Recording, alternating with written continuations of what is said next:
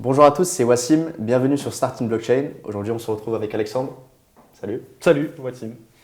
comment ça va? Ça va très bien et toi, merci. Bah écoute, on va pas perdre plus de temps, je vais te demander de te présenter un peu, de nous parler aussi bien de ton parcours professionnel que scolaire surtout. Que scolaire, hein, on remonte jusqu'à quand? Non, moi je suis donc Alexandre Stachenko, je suis franco-canadien, j'ai grandi en région parisienne.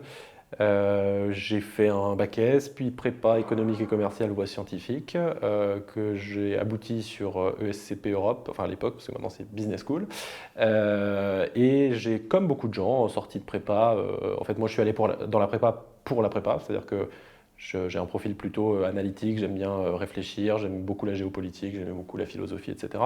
Et en fait, comme beaucoup de gens, on découvre à la fin de la prépa qu'en fait, il y a une école de commerce. Et donc, je fais partie de ces gens qui sont rentrés en école de business, mais sans trop savoir ce que j'allais faire après. Tout en sachant que j'avais envie soit éventuellement de faire du conseil dans la mesure où ça correspond à un profil analytique. Mais bon, on sait ce que c'est en France, hein, pour faire du conseil, même pour faire un stage, on nous demande d'avoir de l'expérience pour faire un stage, tout un concept, ou bien de l'entrepreneuriat, parce que j'avais toujours envie de lancer un projet, de faire quelque chose. Mais le problème de l'entrepreneuriat, bah, c'est qu'il faut une idée, hein. Évidemment, si on n'en a pas, on ne va pas très loin. Donc j'ai évité le monde professionnel le plus longtemps possible. Dès qu'il fallait faire un stage, je me débrouillais pour faire soit une mission humanitaire, soit un autre truc de substitution. Et puis à la fin, bon, bah, pour avoir le diplôme, il faut finir par travailler quand même un peu. Et donc j'ai fait un premier stage, enfin j'ai trouvé d'abord mon stage chez EY en 2015, septembre 2015, pour de l'audit, qui est un peu la voie dans laquelle on va quand on ne sait pas trop quoi faire, mais parce que c'est censé être formateur. Mais en fait, comme le stage commençait en septembre et que moi les cours finissaient en avril ou mai, je sais plus, je me suis dit, bon, 3 mois, 4 mois, tu vas t'embêter un petit peu. Donc j'ai trouvé un autre stage de manière assez cocasse, mais bon, ce serait trop long à raconter, mais donc dans un cabinet de conseil spécialisé en moyens de paiement innovants, qui s'appelle Asana Consulting, qui était un cabinet d'une trentaine de personnes à l'époque. Et donc je rentre dans ce cabinet, et en fait, on m'attribue une mission sur des sujets qui s'appellent SEPA Mail. Alors c'est très technique, mais en gros, c'est des façons pour les banques de se parler. Je fais la mission un peu plus vite que prévu, donc il me reste du temps pour faire de la veille. Et en fait, dans le cadre des moyens de paiement innovants, bah, en fait, juillet 2015, août 2015, c'est le moment du lancement d'Ethereum. Donc en faisant ma veille, je tombe sur Ethereum, je dis putain c'est génial ce truc, pourquoi personne n'en parle en France? Il y a zéro mention de blockchain quand tu tapes sur Google, tout est en anglais. Donc bah, en fait j'en parle à des amis en leur disant il y a un vrai sujet hyper intéressant là et personne n'en parle. Ces amis lancent un site internet qui s'appelle Blockchain France, qui deviendra une entreprise que je rejoins assez rapidement.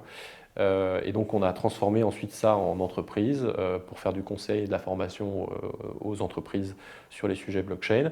Ensuite, on a fusionné avec une autre entreprise qui s'appelait Labo Blockchain en 2017. Donc eux faisaient la partie ingénierie technique et nous on faisait la partie commerce business. Et donc on a fusionné pour faire un cabinet de conseil dédié à ça avec une partie ingénierie, une partie business. Et donc ça, c'était en 2017. On l'a mené jusqu'à une vingtaine de personnes jusqu'en 2021 où on a vendu la boîte à KPMG. Et donc moi je suis arrivé chez KPMG enfin, dans ce cadre-là comme directeur de la partie crypto et blockchain chez KPMG France. Donc partie que j'ai dirigée pendant 2 ans.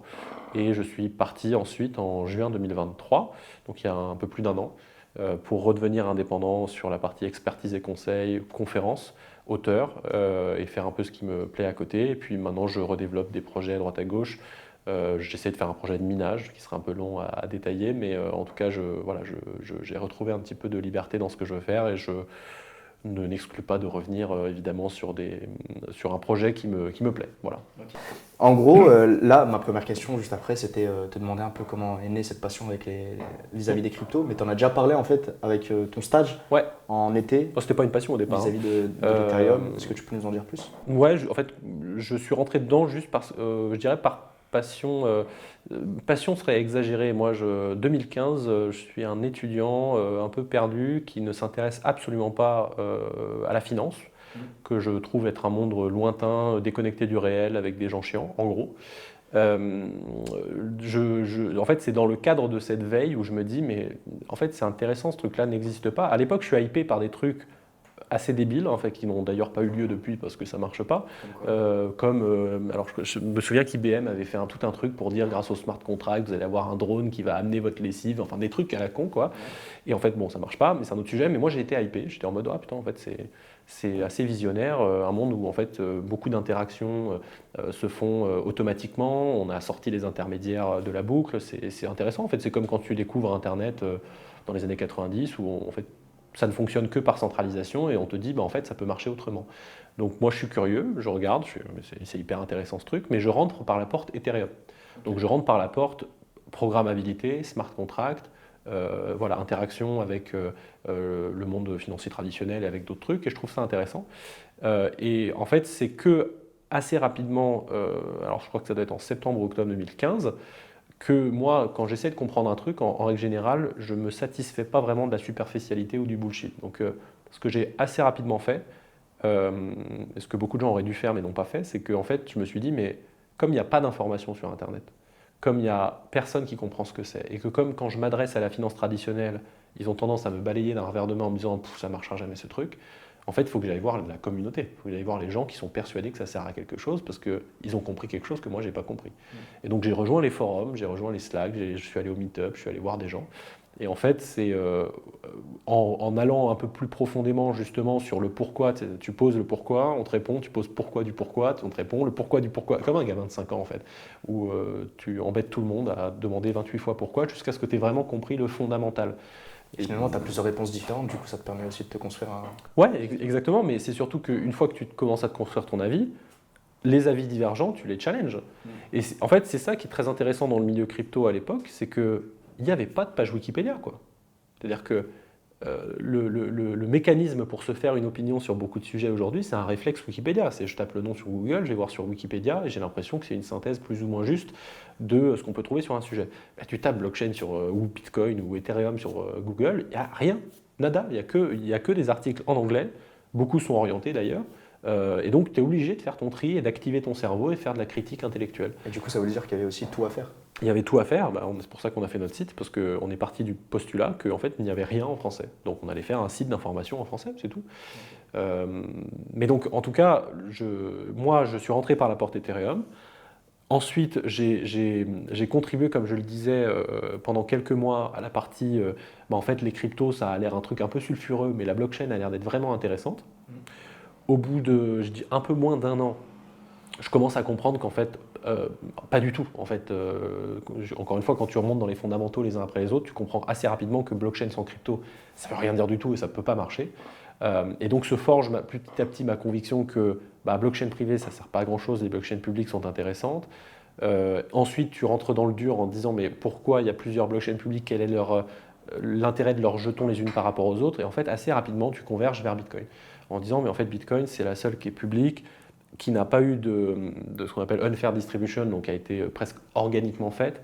On ne connaît pas le fondateur, donc il n'y a pas de pression possible sur qui que ce soit. Le jeton de valorisation, il est endogène au système, donc il n'est pas victime des pressions extérieures. Donc en fait, tu te construis ton avis et peu à peu, j'ai dû faire un TEDx fin 2016 dans lequel je parle justement de Bitcoin et blockchain, parce qu'en fait à ce moment-là, dans ma tête, j'ai déjà compris qu'en fait, il y avait un truc spécifique avec Bitcoin par rapport au reste, même si je n'ai pas encore complètement forgé mon avis, ce serait abusé de dire ça, mais je commence à sentir qu'il y a Bitcoin et il y a le reste, sans pour autant être libertarien, safe for Quand tu as fait un TEDx, ça voulait dire que tu avais quand même déjà un avis dessus, quoi. J'avais un avis dessus, mais en même temps, encore une fois, tu es piégé, tu n'as pas la possibilité d'avoir le réflexe de te dire qu'est-ce que pensent les autres, parce qu'ils ne pensent rien du tout.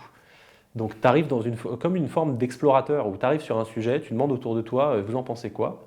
Soit c'est ça marche pas, arrête tes conneries, soit c'est je sais pas. Okay. Donc en fait tu es condamné à te faire un avis tout seul. Ce qui est très bien, encore une fois, ça te fait rallumer ton cerveau que malheureusement dans beaucoup de secteurs, en fait, tu es habitué à le mettre en pause. Tu dis genre pause, les gens ils pensent à ma place et puis je perpétuerai le truc, quoi. C'est pas un drame. Là tu peux pas, c'est impossible. Si tu y vas comme ça, il n'y a rien, il n'y a pas de source. Donc tu es obligé de faire cette démarche intellectuelle qui, moi, me passionne parce que c'est mon profil intellectuel de me poser des questions tout le temps. Et donc j'ai fait cette démarche-là, j'en arrive à cette conclusion, mais j'en arrive aussi avec discussion avec mes associés fréquemment sur le fait que, pour le coup, même si on a compris ça, le marché ne l'a pas du tout compris. Et donc si on veut pouvoir, ne serait-ce que payer des salaires, en fait, on ne peut pas dire qu'on fait que du Bitcoin ou qu'on fait que des cryptos publics, etc. Le marché, il n'achète pas ça. On est en 2016, c'est Bitcoin égale shadow banking, blanchiment d'argent, terrorisme, etc. Donc en fait, c'est impossible. Moi, je raconte souvent une anecdote, mais dans les premières formations que j'ai faites, on est début 2016, quand j'arrivais pour dire, alors on va parler de blockchain, mais pour comprendre la blockchain, il faut parler de Bitcoin, j'ai eu des gens qui se levaient pour dire vous arrêtez, tout de suite. Vous arrêtez, on n'est pas là pour parler de Bitcoin, on est là pour parler de blockchain, merci. Okay. Et en fait, sur quel sujet ça arrive qu'il y a un mec dans l'audience qui a acheté une formation à un expert, qui se lève pour dire l'expert, t'arrêtes. Je veux bien que tu me formes, mais que sur mes sujets que je connais. Ça n'a aucun sens. Mais là, c'était tellement sulfureux, ça prenait au trip les gens, ça n'avait aucun sens que les gens se levaient pour m'arrêter, me dire tu ne parles pas de ça. Donc en fait, assez rapidement, tu dis mais si je me positionne sur ce que je pense être la vraie rupture systémique, je serai cohérent idéologiquement, mais en fait le mois prochain la boîte elle ferme. Donc je suis obligé de trouver un moyen de ne pas briser cette colonne vertébrale idéologique parce que je ne suis pas un menteur tout simplement, et de trouver un moyen d'amener les gens, de leur dire voilà, vous voulez parler de ça, ok, on peut expérimenter les blockchains en réseau fermé, et puis on va voir ce qui se passe. Mais toi, en tête, tu sais très bien qu'il va se passer le fait que ça ne marchera pas, puisque c'est un réseau fermé.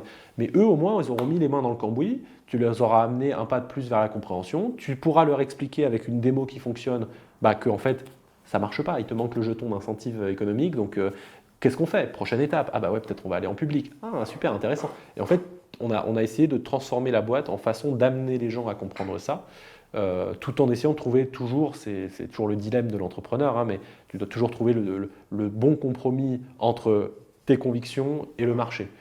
Et il ne faut pas que ce compromis se transforme en compromission, évidemment, sinon c'est bordel. Donc voilà, donc ça c'était le parcours des premières années. Et la passion, pour revenir à ta question, elle est venue très tardivement en fait.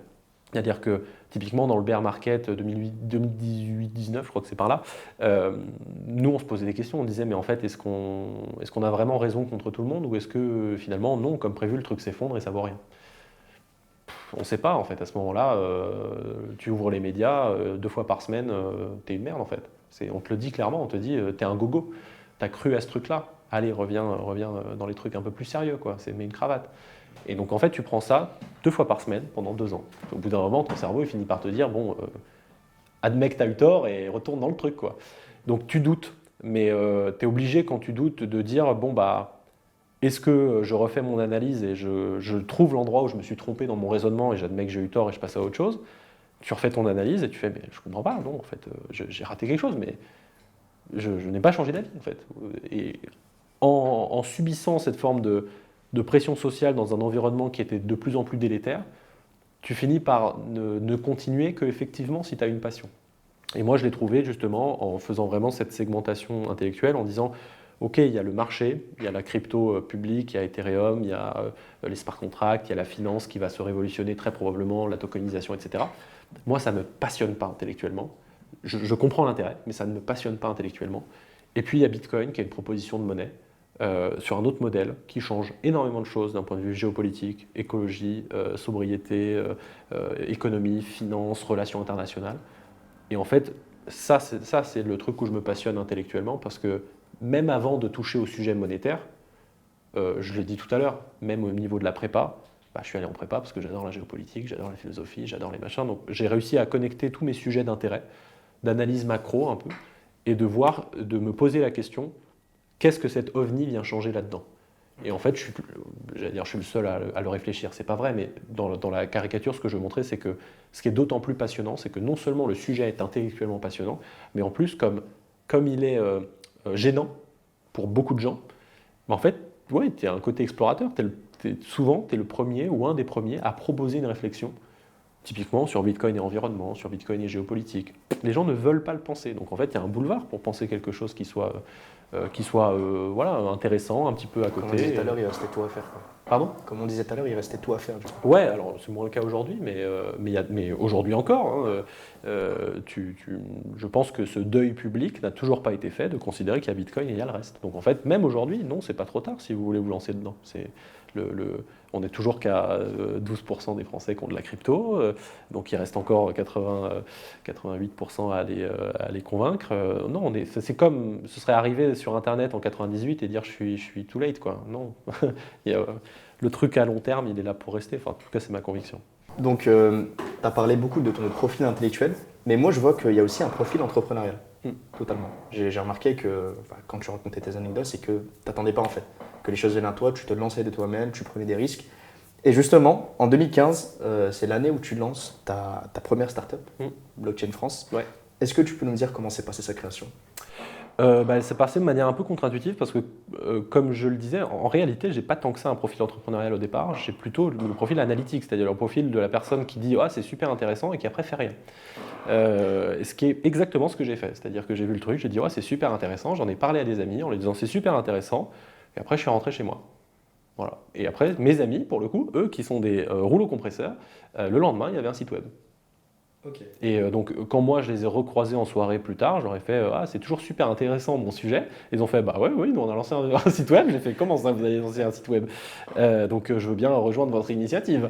Et donc, ça s'est passé comme ça. Donc, on parle de 2-3 semaines d'écart. On parle pas de. Ils ont opéré pendant 3 ans et je suis arrivé après. Mais ce que je veux dire, c'est qu'on était assez complémentaires malgré un parcours qui était similaire parce qu'on ne faisait pas la même chose. Donc, pour le coup, au fur et à mesure des années, maintenant évidemment, le fait d'avoir été entrepreneur m'a énormément désinhibé.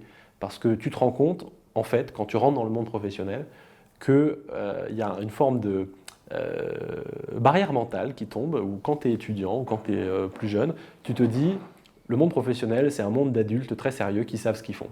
Et en fait, pas du tout. Mais pas du tout. La quasi-totalité des gens, ils ne savent pas pourquoi ils sont là. Ils sont dans un métier parce que en fait, leur parcours les a amenés là, mais il y en a beaucoup qui en fait, après s'installent dans une position de confort et ne se remettent pas en question, ou même pas d'ailleurs, je ne veux pas dire ça sans aucune méchanceté ou quoi par rapport au parcours des gens, mais c'est que même si toi tu rentres dans ce genre de parcours, ce que tout le monde va faire dans sa carrière à un moment donné, en fait, j'allais dire, c'est presque la force des choses. C'est que si tu es dans une position et que tu ne sais pas faire quelque chose, en fait, tu vas peut-être être tenté d'adopter la solution de facilité, de solliciter quelqu'un d'autre, de prendre un conseil externe. Et donc, tu te retrouves en fait dans un monde professionnel où cette barrière mentale tombe. C'est pas parce que tu as 22 ans, ou 23 ans, ou 22 ans, peu importe, que en fait, tu sais moins de choses, notamment sur des sujets innovants. En fait, tu apportes un œil neuf, tu apportes le fait que tu n'es pas biaisé par 30 ans de carrière, voilà. Donc tu n'as pas l'expérience, ça c'est sûr. Et l'expérience, pour le coup, une fois que tu l'as confrontée, tu t'aperçois que ça ne sert pas à rien, l'expérience. Mais chacun a ses forces et ses faiblesses, quoi. Donc il y a vraiment ce côté où le fait d'entreprendre m'a désinhibé et fait que maintenant que j'ai déjà fait mes premières aventures entrepreneuriales, j'ai moins peur de juste sortir, aller à un meet-up, voir des gens. Ah, tu fais quoi? Ah bah super, j'ai un projet, on le fait. Ah cool, puis on le fait. Okay. Voilà, alors qu'il y a vraiment cette inhibition chez beaucoup de jeunes et d'étudiants qui se disent Ah, j'ai un projet, mais je suis pas sûr, peut-être ça va pas marcher, puis lui il m'a dit que ça allait pas. En fait, juste fais. Lance-toi. Et j'insiste d'autant plus que si tu te lances à 22, 23, peu importe, au pire quoi, en fait? Justement, c'est l'âge où il faut prendre des risques. Tu le prendras pas. Tu le prendras beaucoup plus difficilement ce risque, effectivement, dans un schéma où tu as 40 ans, une famille à nourrir, quoi. Donc, effectivement, alors les entrepreneurs les plus successful sont en réalité, l'âge moyen, il est plutôt autour de 40 ans, voire plus, contrairement à ce qu'on pourrait penser. Mais même si tu fails, en vrai, tu apprendras beaucoup plus de trucs. Parce que tu devras mettre la main dans le cambouis, tu fais ta boîte, il faut monter la boîte, il faut aller voir le greffe, il faut s'entourer d'un avocat, il faut faire les factures, c'est des trucs chiants d'ailleurs, hein, mais bon, une fois que tu les as fait, en fait, tu comprends comment fonctionne le monde de l'entreprise, tu comprends comment font les interactions avec les clients, avec les fournisseurs, c'est quoi une interaction commerciale, c'est quoi... En fait, tu comprends tout. Puis j'ai envie d'ajouter que aussi, tu te comprends toi-même, parce que même toi, tu as dit que ça t'a désinhibé. Ah oui, complètement. Parce qu'il y a des barrières qui tombent, il y a des illusions qui tombent, alors que il y a des parcours plus classiques, typiquement que moi j'aurais pris. Je pense que j'aurais pas eu cette opportunité, comme je le disais, la force des choses fait que, en caricaturant à peine, je pense que j'aurais fait comme tout le monde, c'est-à-dire stage audit, ensuite conseil, ensuite tu restes dedans entre 5 et 10 ans, et éventuellement soit tu deviens partenaire, soit tu bifurques et tu vas dans ta carrière faire CFO, peu importe. Mais en fait, dans ce parcours-là, en règle générale, vraiment les années de junior, par exemple, sont des années où on va te mettre beaucoup la tête dans les chiffres, on va te mettre la tête dans les outils, allez, fais-moi un tableau Excel, fais-moi un PowerPoint, etc. Et moi, j'ai constaté souvent que les gens qui avaient pris le parcours entrepreneurial, même consulting ou pas d'ailleurs, parce que le consulting, c'est de l'entrepreneuriat très spécifique, c'est pas scalable notamment, donc tu n'as pas les problématiques de produits notamment, mais tu upgrades entre guillemets beaucoup plus vite. Moi, j'ai été amené à avoir des clients et des responsables de décision à 23 ans. Alors qu'en fait, dans un parcours normal, tu aurais atteint ça en tant que senior, voire senior manager, ou enfin, plutôt manager. Donc en fait, ce sera arrivé à 30 plus. Donc tu dois, mais encore une fois, même si tu rates, tu auras eu l'occasion de te forger une expérience professionnelle qui est largement valorisable. En France, elle est moins valorisée, malheureusement, parce que voilà, on n'aime pas l'échec. Mais voilà, ça change, je suis d'accord. Mais ça reste quand même, pour le coup, aux États-Unis, limite, tu tiens à mentionner que tu as fail, quoi. Tellement c'est valorisé. En France, moins. Justement, on parlait d'entrepreneuriat, moi j'ai envie de continuer la discussion dessus. Tu poursuis cette aventure en 2017 en lançant cette fois le projet Blockchain Partner. Est-ce que cette fois tu peux nous dire, encore une fois, comment ça s'est créé et surtout nous parler des clients avec lesquels tu travaillais et peut-être nous parler d'une mission que tu as eue que tu pourrais raconter à notre public? Ouais, alors en fait c'est le même projet, entre guillemets, c'est-à-dire que Blockchain France est devenu Blockchain Partner par une fusion avec une autre boîte. Donc c'est pas j'ai abandonné Blockchain France et j'ai fait un autre projet, c'est le même projet dans toute sa continuité. En fait ça s'est fait beaucoup par opportunité, parce que en tant que boîte de conseil, formation, etc., on a beaucoup plus de flexibilité pour remarquer des opportunités de marché et se positionner. Quand tu es une boîte produit, en fait, tu analyses un marché, tu te positionnes, tu proposes un service et ensuite tu as ta feuille de route. Tu peux l'amender selon ce que les clients disent et les études de marché, mais tu n'es pas là pour, tu vois, si tu proposes un service numérique de je ne sais pas quoi, c'est pas pour l'an prochain te mettre à faire des chaises en osier, quoi. Tu peux pas pivoter du tout au tout, même si tu peux pivoter au sein de ton truc. Mais en tout cas, tu es cadré parce que tu as levé des fonds pour faire un produit, on attend de toi des features, on attend de toi une delivery à un moment donné. Voilà, donc tu es assez cadré. Nous, dans le conseil, on n'a pas ce problème-là parce que les seuls coûts sont les coûts humains. Il n'y a pas de, tu vois, j'ai pas 2 ans de période d'investissement avant de pouvoir commercialiser mon produit. On monte la boîte en mars 2016, officiellement, un cabis, tout ce qu'on veut. En avril 2016, on remporte appel d'offres à la Banque de France. Voilà, en un mois, on était assez surpris nous-mêmes, je ne vais pas te mentir.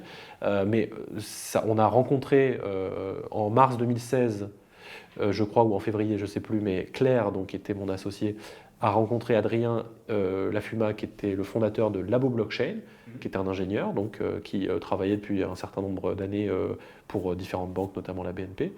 Elle l'a rencontré sur une conférence, donc ils étaient tous les deux intervenants, ils discutent, ah ouais, t'es dans ce sujet-là, bah c'est cool, et puis toi tu fais de l'ingénierie, ah moi je fais du business, t'as vu qu'il y a un appel d'offres Banque de France, ah ouais c'est cool, en plus ils demandent une partie business, une partie ingé, ah bah est-ce qu'on répondrait pas ensemble? Let's go, on y va, on répond, on gagne.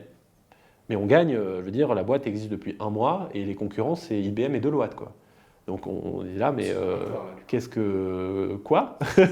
Donc je reprofite pour remercier Thierry Bedouin de la Banque de France qui nous a choisis à l'époque parce qu'en plus il a pris un risque, et ça pour le coup, cette décision qu'il a prise à l'époque, elle est extrêmement singulière par rapport au panorama de la décision publique en France où justement les gens n'aiment pas prendre des risques. Et donc ils vont largement préférer prendre une boîte bien installée pour que si jamais ça merde, ce ne soit pas eux les responsables. On dise, vous ne pouvez pas me reprocher d'avoir pris IBM. Donc là, il a pris un gros risque, donc je le remercie encore une fois. Donc en tout cas, il nous a pris, on travaille ensemble, puis en fait, on s'aperçoit qu'il y a plein de clients qui veulent la même chose, qui veulent une prestation technique en même temps qu'une prestation business, qu'on a plein de synergies. On finit par travailler quasi exclusivement ensemble. On finit par se dire, en fait, on est la même boîte, quoi. Il suffit de le formaliser, mais on est la même boîte. Et donc on fusionne. On fusionne les 2 boîtes et donc après on fait une seule entité qui s'appelle Blockchain Partner. Alors ça coïncide avec le fait qu'en 2017, nous on a enfin fini nos études, parce qu'avant on était encore à devoir aller en cours pour faire des amphis. Donc en 2017 on a fini nos études, on commence à embaucher premiers salariés et on a cette proposition qu'on peut enfin packager, qu'on peut dire voilà, nous on vous accompagne sur toute la proposition de valeur. On fait de la formation, on fait le conseil, on fait le déploiement opérationnel avec une équipe d'ingénieurs. Là, la proposition de valeur, elle est claire. On s'adresse notamment aux grands groupes, financiers, CAC 40, institutions publiques, et on peut déployer cette proposition de valeur claire avec des gens qui sont maintenant disponibles à 100% et qui n'ont pas besoin de se rendre en cours pour la moitié du temps. Et donc, on le fait à partir de ce moment-là. Donc, les missions ont beaucoup évolué ensuite. Hein. Encore une fois, on a nos convictions et après, on s'adapte à ce que le marché fait. Mais autre exemple de l'opportunisme, entre guillemets, mais au bon sens du terme, c'est que, donc on est en 2017, je crois de mémoire qu'on voit arriver le sujet des ICO, donc les levées de fonds en crypto-monnaie, à peu près autour de notre fusion, en mai 2017. Il y a Clément notamment, qui est donc un autre de mes associés, qui nous dit là, il y a un gros sujet qui monte, je pense qu'on peut en faire quelque chose d'un point de vue business. Okay. On doit se réunir probablement en juin, je pense. En juin, on se dit, est-ce qu'on en fait un truc on tente. 2017. On se dit, est-ce qu'on en fait quelque chose d'un point de vue marché, est-ce qu'il y a une opportunité? Et en fait, on se dit, mais en fait, on ne peut pas prévoir s'il y aura une opportunité de positionnement spécifique sur un produit qu'on aurait. Par contre, le truc va prendre de l'ampleur, il faut qu'on se positionne, bon bah faisons quelque chose. Okay. Un mois plus tard, on sortait un site, ICO Mentor, plein de ressources, comprendre les ICO, etc. Ça, c'est une flexibilité, un opportunisme, c'est-à-dire que si 4 mois plus tard, les ICO, tout le monde s'en foutait, c'est pas grave, on a sorti un site, on a perdu du temps, bon bah on passe à autre chose. Mais c'est des veilles constantes que... Veille constante, en fait, de toute façon, en tant que petite boîte, si tu ne fais pas de veille et que tu n'es pas en avance de quelques mois, quelques années sur tes concurrents énormes, rapidement, ta proposition de valeur, elle va. Enfin, ça ne sert à rien de prendre quelqu'un qui fait la même chose, qui est plus petit, avec plus de risques et qui coûte plus cher, s'il n'est pas en avance sur le marché d'une certaine façon. Donc, nous, il fallait qu'on soit en permanence en avance sur le marché, ça c'est sûr. Donc, tu peux être en avance que si tu es opportuniste et que tu fais de la veille tout le temps. Donc, on prend les opportunités là où elles sont. Et comme je le disais, on n'avait pas prévu en 2015 tu vois, on ne s'était pas dit en 2021 on vendra à KPMG. On s'était dit on fait un média. On s'était dit on fait un média. Le pain point initial qu'on voit, c'est que si tu vas sur Google, il n'y a rien sur la blockchain en français. Pardon. Donc on fait un média. Le média se transforme en formation, parce que quand tu fais du contenu, bah, en fait tu vois que les gens viennent et font vu que tu fais du contenu, est-ce que tu peux me former? Ok, on va te former. Moi, je suis un énorme timide introverti, c'était pas forcément le truc que j'allais faire en premier, de faire des formations devant plein de gens. Bah ouais, mais c'est la demande, on répond à la demande, let's go, on y va. On s'adapte. Puis après la formation, tu constates que les gens qui sont formés, maintenant ils ont envie de conseils. Ah bah oui, on va faire du conseil alors. Puis une fois qu'ils sont conseillés, ils ont envie de faire le projet. Ils ont besoin d'ingénieurs. Ah bah ok, on va faire ça. On a construit la boîte en fonction du marché en fait. On ne s'est pas dit au départ, on va faire une boîte qu'on va vendre à KPMG. Donc voilà, ça c'est pour répondre à la question. Et justement, ça fait une parfaite transition avec KPMG, c'était ma question d'après. J'anticipe tout, moi. Même le marché. Non, je rigole. Et du coup, vous êtes racheté par KPMG en 2021. Ouais. C'est ça. Comment est-ce que ça se passe? Pourquoi est-ce que ça s'est fait? Et qu'est-ce que ça t'a apporté à toi et à ton groupe plus globalement? Alors, comment ça s'est fait? Pareil, anticipation. En 2019, début 2019, je crois de mémoire que ça devait être en mai, quelque chose comme ça, notamment sous l'impulsion de Clément, on rediscute en se disant, ok, là, où va le marché? Il faut qu'on se positionne, il faut qu'on ait encore une fois un temps d'avance, sinon on est mort. Donc, où va le marché? Et en fait, on s'aperçoit à la fois parmi nos clients, par rapport au marché général des cryptos, encore une fois en 2019, on est deep, là, on n'est pas bien. On se dit, ok, les gens commencent à prendre conscience tranquillement que blockchain privé, voilà, ça sert pas à grand-chose. Donc, ils vont de plus en plus sur de la publique, c'est très bien. Mais d'un point de vue marché, ce qu'on constate de plus en plus, c'est que les demandes de clients qu'on avait en direct, parce que les gens tapaient blockchain sur Google et en fait, comme on avait absolument trusté le sujet, tu tapais blockchain sur Google, tu tombais sur nous en premier. Donc forcément, les gens nous contactaient en direct. Je veux dire, on n'avait même pas de fonction commerciale dans la boîte les 2 premières années. C'est-à-dire tout nous arrivait. Parce que notre fonction commerciale, c'était de produire du contenu. Donc, contenu intéressant. S'il est intéressant, les gens le consultent et les gens nous contactent. On faisait plein de contenu tout le temps. On restait de qualité, on ne voulait pas dire n'importe quoi, on sourçait ce qu'on racontait, mais on savait que c'était un budget marketing qui nous permettait d'éviter d'avoir une fonction commerciale en fait. À partir de 2019, en fait, on se rend compte qu'il faut qu'on prenne du commercial, ça ne suffit plus. Que les demandes entrantes qu'on avait, elles nous arrivent, mais bizarrement avec une intermédiation supplémentaire. C'est-à-dire que c'est plus la boîte qui nous dit « bonjour, j'ai un problème ».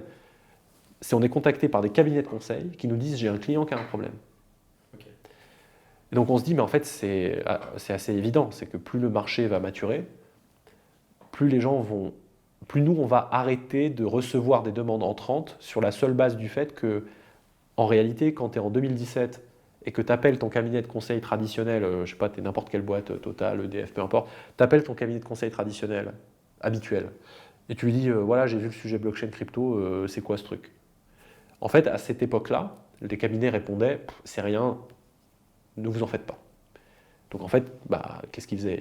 Leur cabinet de conseil ne leur répond pas. Donc ils vont sur Google et ils nous trouvent. À partir de 2018-2019, en fait, non, le sujet, les cabinets de conseil comprennent que ça n'a plus aucun sens de répondre, ce truc-là va partir. Donc ils font ce qu'ils font très bien, c'est-à-dire que les gens les appellent, qu'est-ce que vous pensez de la blockchain? Eux ne sont pas encore compétents sur le sujet, donc ils ne vont pas se mettre à raconter des conneries. Ils disent, ah oui, on a des super équipes sur le sujet, ils raccrochent. Allô, blockchain partner, on a des gens qui ont un problème, est-ce que vous voulez nous voir? Et donc, voilà, complètement intermédiaire, évidemment. Donc nous, on est content de faire la mission, mais on sent bien qu'on perd le contrôle du client. On perd le contrôle de la relation. Accessoirement, il y a un fee au milieu. Et donc, on se dit, mais en fait, est-ce que ça va faire plus de ça ou moins de ça? De toute évidence, ça allait faire plus de ça. Donc, soit on se satisfait de la situation d'être devenu une PME qui va stagner sur un marché de niche, et on va être de plus en plus cornerisé par des grands groupes qui vont venir nous manger nos clients. Et en fait, tu comprends assez rapidement en France que ça fonctionne beaucoup comme ça. C'est des grands groupes qui parlent aux grands groupes. Et en fait, si tu n'es pas sur la ligne budgétaire du mec, et pour rentrer, c'est compliqué.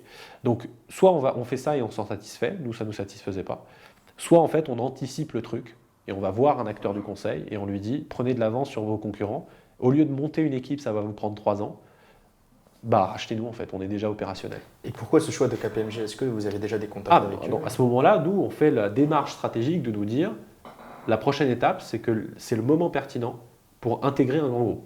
Okay. Parce que si on ne le fait pas, on va stagner en tant que PME. Okay.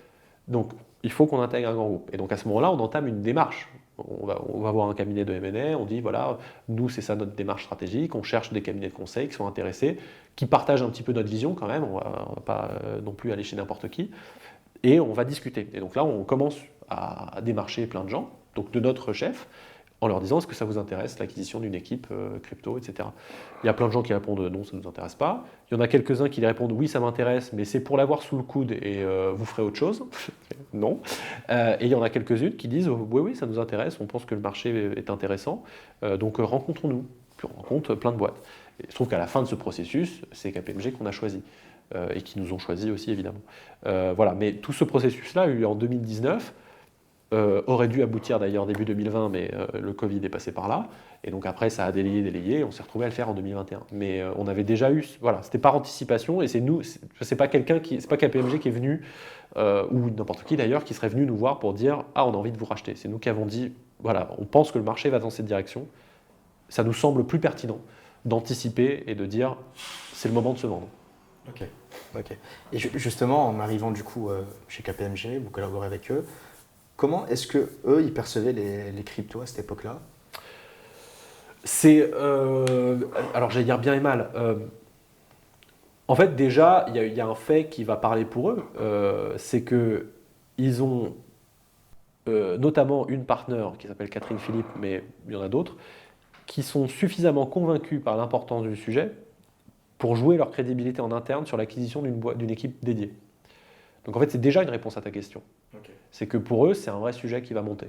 Donc ils ont besoin d'une équipe dédiée. Après, évidemment... C'était ce besoin de se mettre à jour. Ouais, mais en fait, c'est à la fois une conviction de marché, de se dire, mais en fait, ce truc-là, et Catherine Philippe, pour la petite histoire, Claire l'avait déjà rencontré en 2016, pareil, sur un autre événement.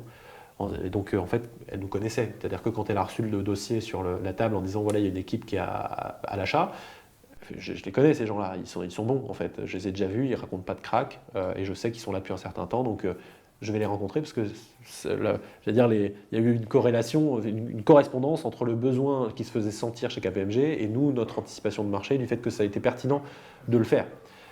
Donc ça a évidemment joué dans l'anticipation du marché qu'il y avait chez KPMG. Mais il faut rajouter dans l'équation que KPMG, ce n'est pas une entité d'une seule personne qui pense toute seule. En fait, KPMG, comme beaucoup de grands groupes, au niveau mondial, c'est 200 ou 300 000 personnes. KPMG, c'est absolument énorme. En France, c'est 10 000 personnes. Donc, ce n'est pas parce que Catherine Philippe a envie de faire quelque chose que KPMG, dans son ensemble, a envie de faire quelque chose. Mais, encore une fois, elle a suffisamment de conviction pour jouer sa crédibilité en interne dans le jeu politique KPMG. Et il se trouve qu'il y a suffisamment de Catherine Philippe, il y a Renaud Ronquéry, voilà, il y en a d'autres qui sont passés par là, pour crédibiliser la proposition et faire en sorte qu'en interne, ils acceptent de se dire « Ok, on prend le risque, on fait l'acquisition ». Une fois chez KPMG, en fait, tu dois faire à la fois matcher les attentes du marché, les convictions de la petite équipe disruptive, avec beaucoup de guillemets, qu'on était, et les contraintes d'un grand groupe. Typiquement, nous, en tant que petite boîte indépendante, onboarder un client, donc l'accepter comme client, en fait, c'est presque pas un process. Tu vois, à part lui demander son numéro de TVA, son SIRET, etc., il n'y a rien. Chez KPMG, non, en fait. C'est-à-dire que c'est une boîte réglementée qui joue sa crédibilité de commissaire aux comptes, profession régulée, sur l'acceptation de clients. Donc, en fait, onboarder un client, bah, en fait, ça prend un mois, quoi. Juste prendre ses coordonnées. Et en plus, comme ils sont régulés, ça veut dire quoi, onboarder un client chez KPMG? Ça veut dire vérifier que tu n'es pas en conflit d'intérêts. C'est-à-dire qu'il n'y a pas une filiale KPMG quelque part dans le monde qui travaille avec une filiale ou un membre du groupe de cette même boîte. Sinon, conflit d'intérêts. Parce que tu serais conseil de quelqu'un que tu audites. Ça ne marche pas, donc tu ne peux pas. Tu dois vérifier qu'il n'y a pas, je sais pas, la belle-sœur du fils par alliance du machin qui travaille avec quelqu'un qui a un intérêt en Russie. Sanction. Tu dois vérifier que blablabla, et donc à la fin, en fait, tu ne peux pas. C'est impossible d'accepter un client en 2 jours. Donc nous, on est passé de petite boîte dont le KPI principal commercial, c'était que quand on avait une demande, il fallait sortir une proposition commerciale en moins de 3 jours, à onboarder un client, c'est un mois. Chamboulement culturel. Donc forcément, tu dois essayer de faire cohabiter 2 mondes qui sont très loin. Et moi, je suis assez content de cet entre-deux qu'on a trouvé, c'est-à-dire le fait de ne pas avoir lâché ses convictions. Tu vois, on n'a pas cédé aux sirènes de la facilité d'adapter notre discours à ce que le client veut entendre. D'où la volonté de préserver son nom au sein de l'entité. Je pense que ça, c'était une décision commune, et surtout que c'était une décision pertinente, c'est-à-dire que on avait réussi à créer une marque extrêmement forte. Encore une fois, blockchain sur Google, premier. Il n'y a pas beaucoup de sujets sur lesquels tu es premier sur Google. Donc ça aurait été complètement bête en fait, de liquider la marque. Donc tu rajoutes effectivement un buy KPMG pour dire by the way, on est dans un grand groupe, etc. Donc en fait, ce qui était bien, c'est qu'on avait vraiment l'intersection. Il y avait des gens d'ailleurs qui. Enfin, nous, on en profitait parce que quand tu vas voir le directeur financier d'un grand groupe français, tu dis KPMG, il est rassuré. Donc en fait, il y a plein de gens pour lesquels ça nous a ouvert des portes. Tu vois, on ne pouvait plus onboarder la petite PME qui voulait se former à la crypto, mais la contrepartie, c'était qu'on a, en fait, tu vois, BNP, Crédit Agricole, ils sont déjà onboardés depuis très longtemps. Et en fait, dès que tu parles à un partenaire de chez KPMG, ils ont des relations directes avec le COMEX, le directeur financier. Donc en fait, tu as des accès. C'est l'entrée dans un nouveau marché. Exactement. Donc c'est tout ce que tu as perdu, tu l'as gagné autre part. C'est juste qu'il faut savoir s'adapter. Mais ce qui est marrant, c'est que comme on avait cette intersection blockchain partner by KPMG et non pas juste KPMG et puis on est l'équipe crypto, ce qui est censé être la trajectoire, hein, le blockchain partner n'est pas censé durer ad vitam aeternam, mais comme on avait cette dualité, ça nous permettait de communiquer sur ce qu'on voulait. C'est-à-dire que si tu discutes avec un grand groupe, on va lui dire on est l'équipe crypto de KPMG. Si tu discutes avec une petite boîte, ou avec une équipe innovation, parce que KPMG sait faire très bien plein de choses, mais ce n'est pas les plus réputés sur l'innovation de manière générale. Le conseil, hein, ce n'est pas une question KPMG, c'est Deloitte, Price et tout, ne sont pas non plus les gens que tu vas voir comme ça en top of mind pour faire de l'innovation.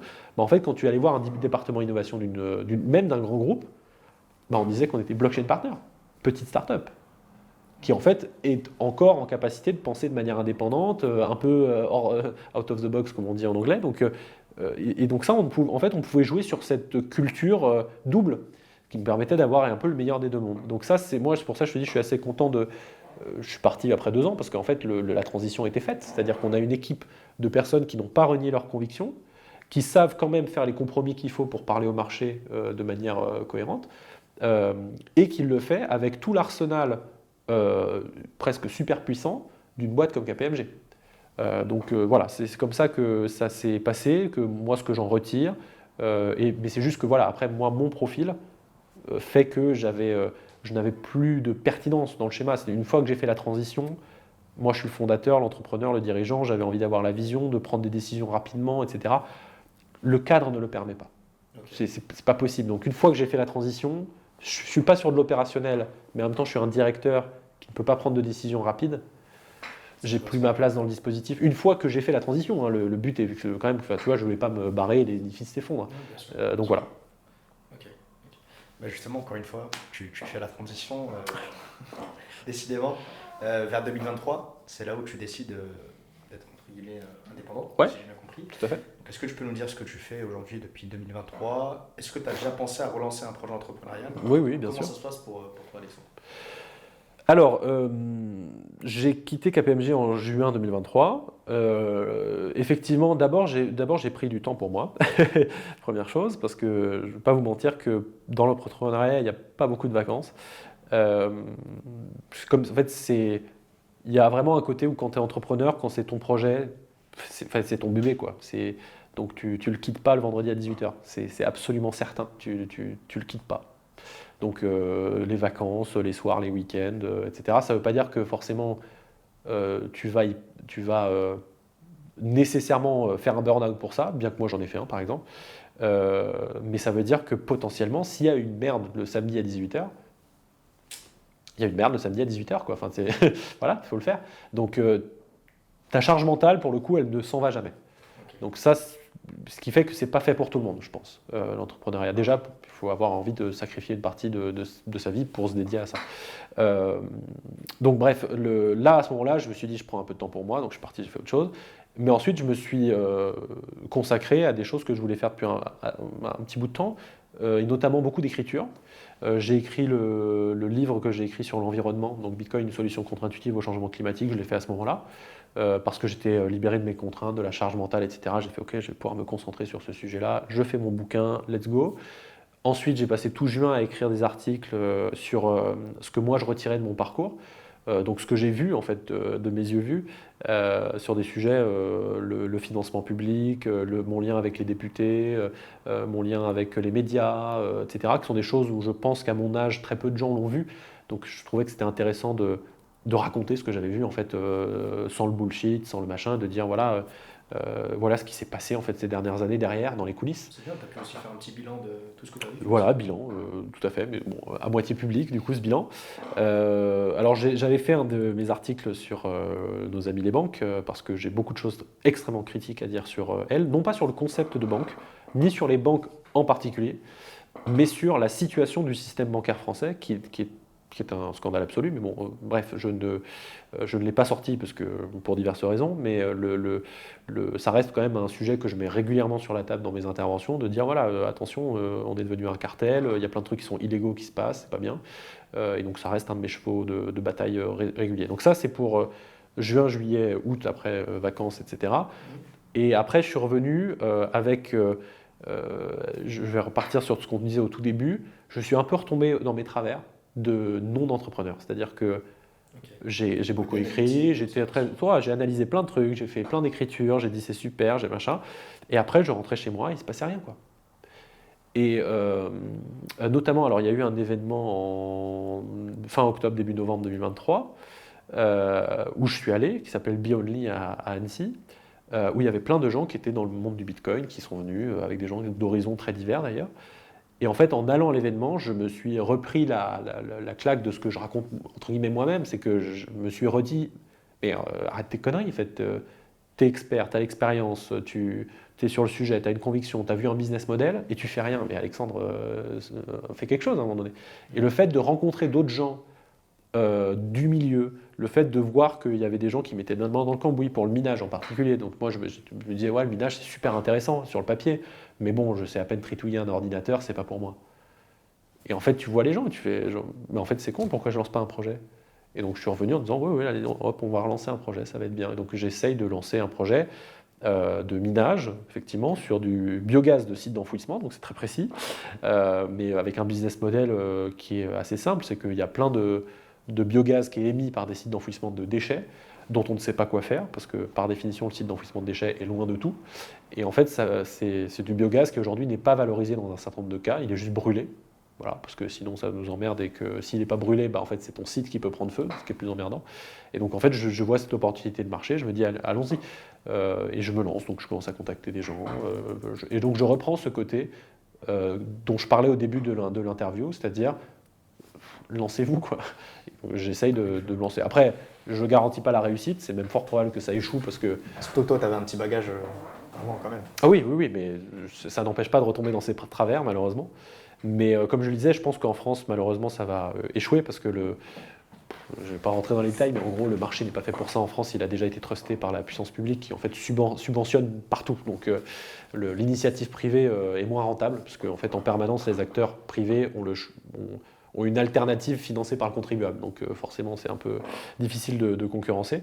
Mais c'est pas exclu de le faire à l'étranger. C'est pas exclu non pas de lancer une boîte, mais de rejoindre un projet qui moi m'intéresse sur les combats qui sont les miens, souveraineté numérique, boîte en France, écologie, Bitcoin, machin. Bon voilà, si je trouve des sujets de cette nature-là, oui, je me relance dans une boîte. J'ai fermé aucune porte, mais la partie expertise indépendante, moi, me correspond pas mal. Donc j'ai fait aussi plein de conférences pour des étudiants, pour des boîtes, pour des gestionnaires d'actifs, pour des voilà. Je suis plus en indépendant, je suis plus sur la partie conférence d'ailleurs que expertise et conseil en général. J'ai quand même envie qu'on parle de la plupart de tes projets, au moins les plus importants. Ouais. Et on en a oublié un. Ouais. C'est la DAN. Exactement. Donc, tout à fait. Est-ce que tu peux nous en parler, dire ce que c'est? Oui, alors avant la DAN, il y avait la chaîne Tech. En fait, en 2016, ce qui s'est passé, c'est que on avait, avec quelques personnes de l'écosystème, donc moi, comme je t'ai dit, à ce moment-là, j'étais rentré dans les forums, les meet-ups, les machins, donc il y avait pas beaucoup de boîtes, on va pas se mentir, mais il y en avait quelques-unes. Et on a commencé à voir, ce qu'on continue de voir aujourd'hui, c'est pas nouveau, mais plein d'arnaqueurs, de gens bizarres, etc., qui commençaient à fleurir et qui profitaient de la hype un petit peu. Et donc en fait, on a eu un peu une réaction d'écosystème à ça et de se dire mais en fait c'est pas possible. On a vu notamment une personne dont je parle d'ailleurs dans un de mes articles LinkedIn, le premier de la série bilan entre guillemets pour ceux que ça intéresse. Bon, j'en cite pas le nom évidemment, mais c'est une personne qui a émergé de nulle part et qui est un escroc en fait tout simplement. C'est-à-dire que il est même en procès en ce moment, lol. Et qui a commencé à faire des conférences où en fait, il ne savait pas ce qu'il racontait, il faisait venir des gens qui étaient extrêmement chelous, il avait des procédés frauduleux, c'est-à-dire qu'il créait des événements et il mettait, on est partenaire de plein de gens, mais il ne les prévenait pas, ou il ramenait des marques sur l'événement, mais en fait les marques, c'était lui qui les avait déposées. Enfin, vraiment, il y a rien qui allait. Et en fait, comme il maîtrisait très bien la communication, on a vu qu'il avait été convoqué par Bercy, pour aller parler de blockchain au conseiller du ministre de l'économie de l'époque, à savoir Emmanuel Macron. Et donc on s'est dit, mais merde, en fait, si c'est ces gens-là qui vont parler à la puissance publique de c'est quoi l'opportunité autour des cryptos, ça va mal se passer en fait. Dans le meilleur des cas, ils racontent n'importe quoi, et voilà. Dans le pire des cas, ils nous font passer pour une fraude pour les 10 prochaines années. Et donc c'est mort. Donc on a une réaction d'écosystème à dire, en fait, s'il y a des gens qui font ça, nous il faut qu'on se fédère entre gens plus ou moins sérieux quand même, et qu'on puisse être un interlocuteur en fait. Que les pouvoirs publics, s'ils tapent blockchain ou crypto, peu importe, sur Google, et qu'au bout de la 8e page, ils n'ont trouvé personne, mais en fait, ils vont aller contacter le mec chelou.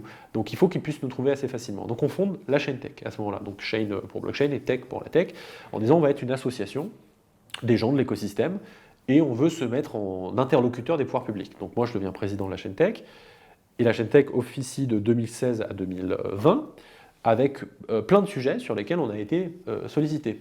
Changement de la fiscalité, régime PSAN, visa ICO, etc. On a réussi à établir ce dialogue avec les pouvoirs publics, où les cabinets ministériels, les secrétaires d'État, etc., nous contactaient pour dire, voilà, on est en train de réfléchir à ça, qu'est-ce que vous en pensez? Venez nous apporter votre expertise. Donc là, c'est pareil. Moi, à mon âge, je me retrouve à 25 ans en train de devoir proposer un cadre fiscal pour des cryptos à Bercy. Je suis ni fiscaliste, ni rien du tout, mais bon, t'es à Bercy, il va falloir proposer quelque chose, Michel. Donc voilà, tu apprends sur le tas, tu vois des avocats, tu vois des gens, tu essayes de proposer un truc cohérent, et puis après, on y va, au pire, il se passe quoi? C'est pas grave, c'est mieux. En fait, à ce moment-là, j'étais désinhibé déjà, parce que j'avais la conviction que j'étais pas le meilleur, mais si j'y allais pas, ça allait être une catastrophe. Parce que je savais ce qui attendait derrière en file indienne pour prendre notre place. Toujours éviter l'inaction. Alors, c'est même pas une question d'inaction, c'est que vraiment, à ce moment-là, si ce n'était pas la chaîne tech, donc moi en tant que président qui y allais, les personnes qu'ils allaient interviewer pour qu'est-ce que vous pensez de la fiscalité en France, c'était des escrocs. Donc en fait, ça désinhibe parce que tu perds le syndrome de l'imposteur. Tu ne te dis pas, oh là là, il doit y avoir quelqu'un de meilleur que moi. Tu te dis, si c'est pas moi, c'est une catastrophe. Donc on y va, ce sera peut-être, oui, on pourrait toujours mieux faire. Mais il va falloir y aller, quoi, à un moment donné, parce que sinon ça va être une catastrophe. Donc on y va, on discute, on fait tout ça, régime SAN, tout ce qu'on veut. En 2020, ce qui se passe, c'est que la chaîne tech en fait, devient de plus en plus problématique parce que c'est un véhicule qui n'a pas été fait pour ça. C'est-à-dire que la chaîne tech, au départ, dans son association, il y a des personnes physiques et des personnes morales. Donc tu peux être un gars random, adhérer en payant 10 € à la chaîne tech, parce qu'à l'époque, encore une fois, il y avait 5 ou 6 boîtes. Hein. Il y avait à peine Ledger qui venait d'être fondé, enfin, il y avait quasiment rien. Donc il y avait quelques boîtes, mais si on ne voulait pas être juste l'association qui représente 3 PME, voilà, il fallait qu'on soit un peu plus gros, donc on avait aussi des indépendants. On avait des gens de l'écosystème, mais qui n'avaient pas de boîte. Donc on avait ouvert l'association. Et en fait, à partir de 2020, on se prend le mur de la réalité, c'est-à-dire que la chaîne tech est confrontée en interne à un conflit d'intérêts entre les détenteurs de crypto qui veulent une chose, les professionnels qui veulent autre chose, les supports des professionnels, donc fiscalistes, avocats, consultants, etc., qui veulent encore autre chose. Exemple tout con, hein, mais tu es avocat dans la crypto, ton but est de faire qu'il y ait plus de régulation. C'est ton business. Conflit d'intérêt total avec les boîtes de la crypto, qui elles, à ce moment-là, en fait, elles ont déjà du mal à émerger. Donc leur rajouter de la régulation, c'est chiant, tu vois. Donc on se retrouve dans ce tambouille où en fait c'est plus cohérent. Ça ne marche plus, il y a trop de conflits d'intérêts. Donc il faut qu'on change de véhicule. Et donc on le fait, on change de véhicule, on ferme l'adhésion des personnes privées, on recentre sur une charte de pourquoi on est là, etc. Et naît donc l'ADAN, l'Association pour le développement des actifs numériques, dont Simon Pollereau prend la présidence au début parce qu'il était vraiment la très bonne intersection de plein de courants et qui marchait très bien, qu'il avait été accessoirement avocat juste avant. Ensuite, Simon est parti et c'est Faustine qui a pris le relais l'année d'après. Donc c'est toujours Faustine Fleuret aujourd'hui qui est président de l'ADAN. Et donc l'ADAN a pris le flambeau un peu de cette discussion avec les pouvoirs publics, mais évidemment la nature, la taille de l'écosystème, la nature des missions et la nature des interlocuteurs, elle a beaucoup changé. Hein. En 2016, on était très peu, on avait des enjeux qui étaient monstrueux, mais on était à 3 à essayer de faire quelque chose. Aujourd'hui, l'ADAN, plusieurs centaines de membres, des boîtes internationales, les enjeux sont européens, voilà. Mais il y a toujours quand même cette difficulté à gérer les cryptos comme une forme de classe d'actifs qui serait cohérente, alors que pas du tout, qui est que du coup, dans l'association ADAN, il y a des gens qui sont en conflit d'intérêts eux-mêmes. Donc c'est très difficile, d'ailleurs Faustine a un métier très difficile, mais qu'elle fait bien, donc bravo à elle, de mettre en accord tous ces gens-là pour essayer de porter une voix commune. Parce qu'encore une fois, si c'est pas ça, je te garantis que c'est pire derrière. C'est vraiment, derrière, il y a une quantité d'arnaqueurs qui sont là pour prendre la place et dire au pouvoir public ce qu'ils ont envie d'entendre, malheureusement. Si j'ai bien compris, il y avait un vrai sens derrière ce projet, quoi. Ah oui, bien sûr, c'était pas... encore une fois, même chose que pour la boîte où j'ai raisonné par opportunité, la création de la chaîne tech, c'est une réaction. C'est une réaction au fait qu'on se rend compte qu'il y a des escrocs qui sont consultés comme référents crypto par le gouvernement. C'est terrible. Tu te dis, mais en fait, moi, mon écosystème, là, pour les 10 prochaines années, je ne pourrai plus rien dire sans qu'on me prenne pour un escroc. Donc, je ne veux pas ça, en fait. Qu'est-ce qu'on fait On fait une asso, voilà. En fait, c'était vraiment une réaction. On s'est pas dit, let's go, on fait une association de place, avec les statuts qui vont bien, etc. Pour te dire un peu l'artisanat, c'est que Blockchain France, au début, a été fondée au format association. Okay. Donc, c'était même pas une boîte. Encore une fois, on voulait faire un média. Hein. Donc, on a fait une association. La raison officieuse, c'est qu'en fait, on s'appelait Blockchain France et qu'on a commencé à entendre des gens dire qu'ils voulaient déposer une boîte au nom de Blockchain France avant nous, pour nous voler le nom.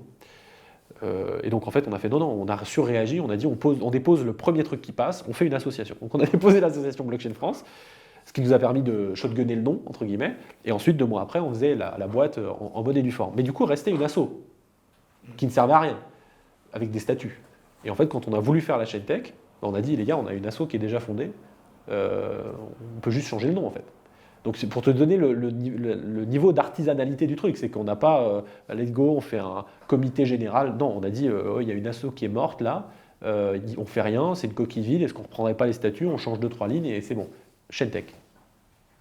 Donc oui, c'est pour ça que je réitère, c'est énormément d'opportunisme. L'entrepreneur voit les opportunités de toute façon. S'il ne les voit pas, il risque d'avoir des problèmes avec l'entrepreneur. Donc avant de conclure, j'aimerais quand même vous montrer le livre d'Alexandre qu'il a écrit avec Claire Balva. Voilà, donc il s'appelle Bitcoin, crypto, monnaie et monnaie facile. Est-ce que tu peux nous dire 2 mots sur ce livre? Oui, bien sûr. Alors, c'est un livre qui est né du même constat dont on parlait tout à l'heure, c'est-à-dire qu'il y avait assez peu d'éducation accessible. Nous, c'est le pont qu'on a essayé de faire avec Blockchain France, avec Blockchain Partners, c'est qu'on venait du monde business, entre guillemets, et on arrivait à faire le pont entre, en version très caricaturale, une communauté de crypto-anards ingénieurs et des gens en costume cravate dans la finance qui ne voulaient pas se parler. Donc nous, on est arrivé à faire le pont en disant, mais en fait, ces gens-là ont des trucs intéressants à dire, c'est juste qu'ils le disent peut-être un petit peu mal, et donc on va essayer d'apporter notre pierre à l'édifice. Donc ça, on l'a fait au travers de Blockchain France, formation, conférences, etc. Et on a fini par traduire ça, on a fait d'autres choses d'ailleurs, on a fait des MOOC, on a fait des machins. Et ça, c'est vraiment, effectivement, à ce moment-là, on a été sollicité pour faire un podcast, qu'on a fait donc pour parler de ce livre-là. Le podcast a eu pas mal de succès et donc ils nous ont demandé, donc c'était Magellan les podcasts, ils nous ont dit en fait il a beaucoup d'attractions, les gens sont très intéressés par le sujet, on a un partenariat avec une maison d'édition, est-ce que ça vous intéresse de faire un livre? On a dit oui, ça nous intéresse de faire un livre, on va travailler dessus, mais on vous laisse positionner différemment. Parce que évidemment, quand tu allais sur les sites de vente en ligne, de commerce en ligne, e-commerce, en fait, tu tapes Bitcoin, il y avait les 2 premières pages, c'était en gros comment devenir riche rapidement. Ce qui n'était pas du tout notre approche. Notre approche, c'était les fondamentaux. En fait, on le dit dans la préface du livre, si vous avez acheté ce livre pour savoir si Bitcoin vaut 10 000, 100 000 ou 1 million, reposez-le. Si vous l'avez acheté pour savoir pourquoi il ne vaut pas zéro, là, vous êtes au bon endroit. Parce que c'est notre approche, c'est de dire ce truc-là ne vaut pas zéro. Après, ce que vous voulez en mettre comme prix, c'est votre problème, mais il a une valeur fondamentale, il sert à quelque chose, il répond à un problème. Et on va reprendre tout depuis le début de pourquoi ce truc-là existe. Donc ça, c'est l'approche qu'on a prise, destination d'un public néophyte, accessible. On repart à la base, c'est quoi le problème en fait qu'on cherche à résoudre, et on vous explique pourquoi ce truc-là résout le problème. Après, si vous voulez en acheter, c'est votre décision, c'est pas nous. Okay. On va conclure, on va te laisser le mot de la fin. Est-ce qu'en 30 secondes, tu peux donner un conseil à ceux qui nous regardent, pour la plupart des étudiants en école de commerce de Starting Blockchain? La première chose, c'est vraiment le syndrome de l'imposteur qu'il faut essayer de mettre derrière soi assez rapidement. Je parlais de ce fantasme qu'on a en tant qu'étudiant, que le monde d'adulte est un monde très sérieux de gens qui savent ce qu'ils font, ce qui n'est pas vrai. Ne tombez pas dans l'extrême inverse de vous dire je suis le meilleur et les adultes ne savent pas ce qu'ils font, ce qui n'est pas vrai non plus, mais voilà, essayez de vous dépatouiller de ce sentiment que vous ne savez rien faire à votre âge, ce qui n'est pas vrai, vous allez arriver dans le monde d'entreprise, vous avez plein de choses à apporter, osez faire des trucs, prendre des risques. Si ça se passe mal, bon, c'est pas grave, hein, franchement, il vous reste du temps et vous avez assez peu de choses à perdre à cet âge-là. Sur la partie crypto, le point sur lequel j'insiste en règle générale, c'est que y a Bitcoin et il y a le reste. Bitcoin, c'est une vraie proposition extrêmement différente qui arrive dans un contexte très particulier, qui est extrêmement novateur par rapport à ce qui se faisait avant. Et derrière, tu as les cryptos. Et en fait, dans les cryptos, peut-être vous allez y trouver de l'intérêt. Par exemple, si vous êtes fan d'art, les NFT vont forcément vous parler, parce que l'art numérique, valoriser ses possessions, je ne suis pas en train de dire que ce n'est pas intéressant. Et d'ailleurs, probablement que ça finira par vous intéresser peut-être plus. J'en sais rien, chacun fait son truc. Mais il y a une vraie distinction entre Bitcoin, le reste. Et si vous comprenez Bitcoin, ce que je vous enjoins à faire en premier d'un point de vue pédagogique, comprenez Bitcoin. Ensuite, comprenez le reste. Ne faites pas l'erreur que beaucoup de gens font, c'est-à-dire « Oh, les cryptos, ça a l'air marrant ». Au bout de 2 minutes, vous êtes sur Shiba Inu et vous allez juste vous faire rect. Je vous le garantis. Donc, on évite ce parcours-là, on rentre par Bitcoin, ensuite le reste, et après, vous faites ce que vous voulez, vous êtes des adultes. Ok. C'est nickel. Merci à vous d'avoir suivi cette interview. On se retrouve pour de nouveaux contenus très bientôt au sein de Starting Blockchain. Merci pour l'invitation. Nickel.